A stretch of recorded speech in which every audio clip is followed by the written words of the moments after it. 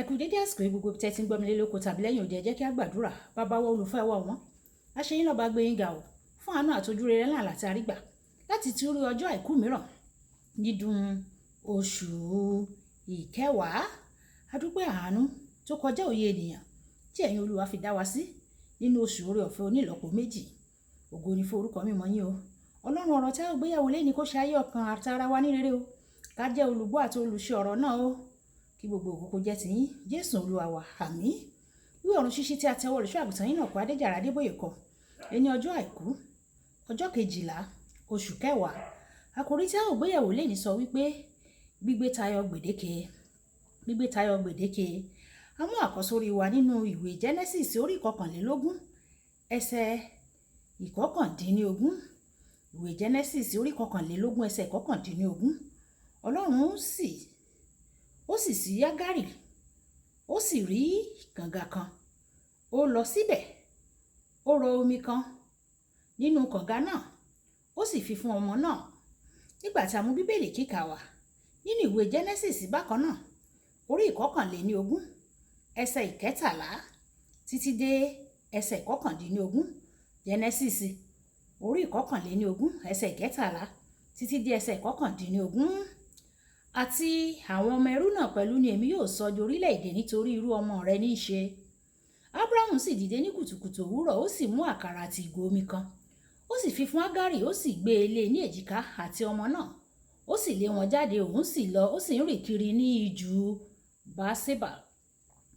Omi náà sì tán nínú ìgò, ó sì sọ ọmọ náà sí abẹ́ ìgboro kan, ó sì lọ, ó sì jókòó sí ó sì kọjú sí ní ọ̀nà jíjìn réré. Ó tó ibi ìtafàsí kan, nítorí tí ó wí pé kí èmi kí ó má rí ikú ọmọ náà.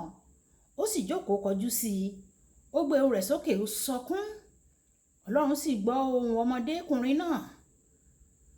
Áńgẹ́lì Ọlọ́run sì pe Ágárì láti ọ̀run wá, ó sì bíi pé kí ni ó ṣe ọ́, Ágárì? Má ṣe bẹ̀rù, nítorí tí Olúwa yóò gbọ́ ohùn ọmọdé. Olúwa ti gbọ́ ohùn ọmọdékùnrin náà níbi tí ó gbé wà. Dìde, gbé ọmọkùnrin náà kí o dì í mú, nítorí èmi yóò sọ ọ́ di orílẹ̀-èdè ńlá. Ó sì ṣí ní ojú, òun sì rí kànga omi kan, ó lọ, ó sì pọnmi kún ìgò náà, ó sì fún ọmọdé náà mu. Wọ̀nyí, ẹ tẹ́tí bẹ̀lẹ̀ jẹ́ láti gbọ́ ohun tí Olùṣọ́ àgùntàn yín náà kọ Adéjàre Adébóyè fún wa ní èyí.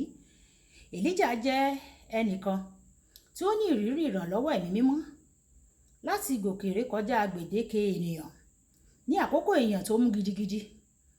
Ó ń gbádùn oúnjẹ tí ó dára àti omi. Ìwé àwọn ọba kìíní orí 17 ẹsẹ̀ 3 dé 6.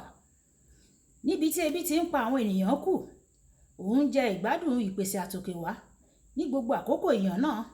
Nígbà tí o bá ní ìbápàdé pẹ̀lú ẹ̀mí mímọ́, wàá gba àṣẹ látòkè tí yóò pa ọ́ mọ́ kúrò nínú ìrírí ìnira tí àwọn ẹlòmíràn ń là kọjá. Ní àkókò ìyàn, ìwọ yóò ní ìtẹ́lọ́rùn, ojú kò sì ní tì ọ́ ní àkókò ibi. Ìwé orin Dáfídì orí 37 ẹsẹ̀ 19. Nínú ìwé àwọn ọba kìíní orí 22 ẹsẹ̀ 24 títí dé ẹsẹ̀ 50. Nígbà tí Ọlọ́run rán òjò sí Ísírẹ́lì, Èlíjà sáré ṣáájú kẹ̀kẹ́ ọkọ̀ ọba Ísírẹ́lì. Àwọn ọba máa ń ní ọkọ̀ àti ẹṣin tó dára jù tó sì yára jùlọ ní gbogbo ìlú. Síbẹ̀, Èlíjà sáré ju àwọn kẹ̀kẹ́ ọkọ̀ tí ó dára jùlọ nítorí ẹ̀mí mímọ́ wà lórí rẹ̀. Mo gbàdúrà ní orúkọ tó ju gbogbo orúkọ lọ pé ọwọ́ Ọlọ́run yóò sinmi lé ọ lórí o, àti pé ìwọ yóò bẹ̀rẹ̀ sí ní gbé tayọ gbèdéke àdámọ́ni. Àìmọ̀kan ó jẹ́ ọ̀kan lára àwọn gbèdéke tó burú jùlọ tí ènìyàn lè dojúkọ. Lọ́pọ̀ ìgbà, àwọn ènìyàn kì í mọ àwọn oríṣiríṣi ọ̀rọ̀ àǹfààní tí ó ní láti gbé wọn, tí yóò sì tú wọn sílẹ̀, kódà kó wà ní ihò imú wọn báyìí. Èyí ò fi ọ̀pọ̀lọpọ̀ ènìyàn sábẹ́ gbèdéke tí ó burú jùlọ. Ìwé Éfésù orí 4 ẹsẹ̀ 18. ó fi àìmọ̀kan wé òkùnkùn àti ìfọ́jú. Nínú àkọ́sórí yìí, Paul sọ pé òye àwọn ènìyàn kan dúdú, ó sì yà wọ́n nípa pẹ̀lú ayé Ọlọ́run nípasẹ̀ àìmọ̀kan tó wà nínú wọn nítorí ìfọ́jú ọkàn tí wọ́n ní. Nígbà tí àwọn ènìyàn tí ó lè ríran tí wọ́n bá wà nínú òkùnkùn, ìrètí sì wà pé tí iná bá dé, wọn yóò rí ohun tí ó yí wọn ká. Ṣùgbọ́n nígbà tí àwọn afọ́jú bá wà nínú òkùnkùn, èyí jẹ́ ìpele mìíràn fún òkùnkùn pátápátá. Àìmọ̀kan jẹ́ gbèdéke. Ó le fún àwọn ènìyàn, kì í sì jẹ́ kí wọ́n lè rí ohun tí Ọlọ́run ti pèsè fún wọn. Níbi Bíbélì kíkà wa tòní, Ágálì ní ìrírí irú gbèdéke yìí títí di ìgbà tí Ọlọ́run fi sí i ní ojú. Nígbà tí ojú ẹ̀mí rẹ̀ bá ṣí, wàá gòkè kọjá gbogbo gbèdéke tí ó ń dá àwọn mìíràn dúró. Olùfẹ́, o ní láti rí ara rẹ bọ inú ọ̀rọ̀ Ọlọ́run kí ojú rẹ kí ó lè ṣí.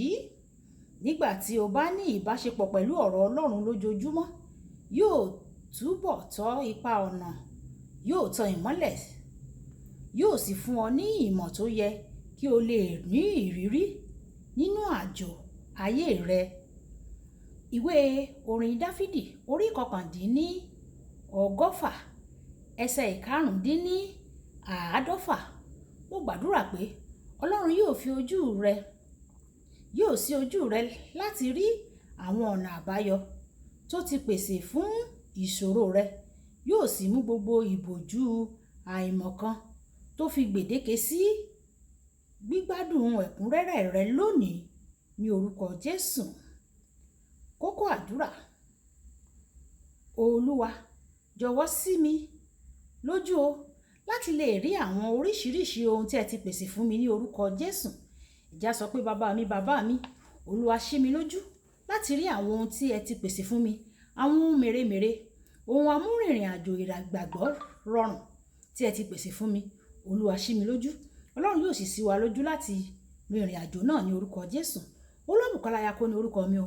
Ẹ máa bá mi like, ẹ máa share, ẹ máa comment nípa ẹ̀ kí àwọn ènìyàn kí wọ́n lè jẹ àǹfààní ọ̀run ṣíṣí Yorùbá. Ẹ sì ṣe tí ẹ̀ ń tẹ́tí gbọ́ ọ̀run ṣíṣí Yorùbá. Ọlọ́run Olódùmarè yóò tẹ́tí sí yín ní gbogbo ìgbà tí ẹ bá pè ó dàbọ̀.